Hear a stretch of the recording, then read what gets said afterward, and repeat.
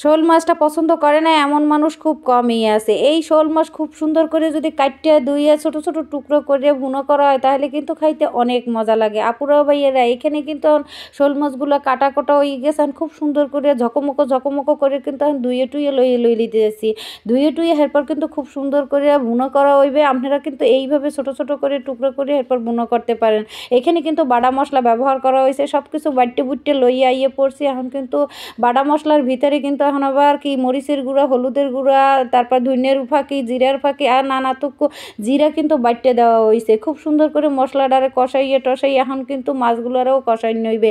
এত সুন্দরভাবে মাছগুলোরে কষাই নইবে, এরপর কিন্তু খালি মজা লাগবে আর এক্সের মজা।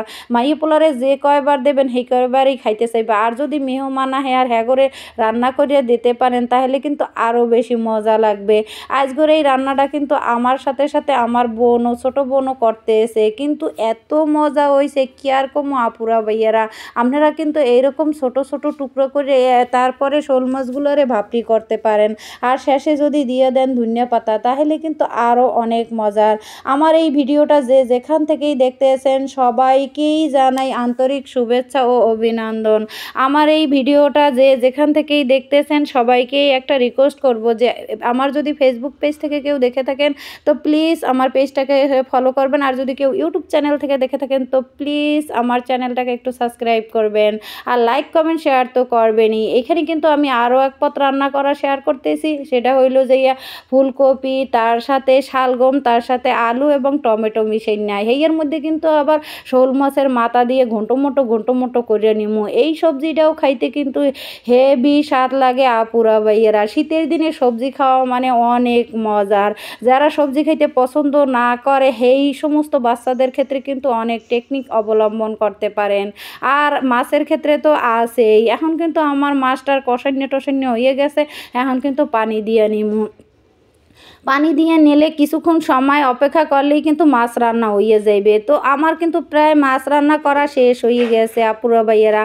আপনারা যারা এইভাবে মাছ রান্না করেন বা এইভাবে খাইতে পছন্দ করেন হেরা কিন্তু অবশ্যই কমেন্টে জানাইবেন। আর যারা মনে করেন এইভাবে কখনো খান নাই হেরা কিন্তু অবশ্যই এইভাবে ট্রাই করতে পারেন। একদিন রান্না করে দেখতে পারেন যে কেমন মজা লাগে বা আমার এই রেসিপিটা কেমন হইলো অবশ্যই কমেন্টে জানাইবেন। তো সব কিছু রান্না প্রায় মোটামুটি শেষ। এখন কিন্তু গুছাই টুসাইয়ে তারপরে একটা জিনিসই বাকি রয়েছে, সেটা হচ্ছে ধনিয়া পাতা।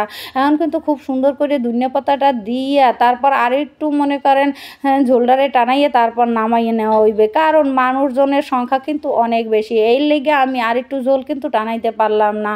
যদি অল্প মানুষ থাকে তাহলে কিন্তু একেবারে মাখো মাখো করে নামাইবেন, হেলে কিন্তু খাইতে আরও বেশি মজা হইবে আপুরা ভাইয়েরা। এই শীতের দিনে শোল মাছ ভুনা যে এখনও না খাইছেন হেরা কিন্তু এখন পর্যন্ত মিস করছেন।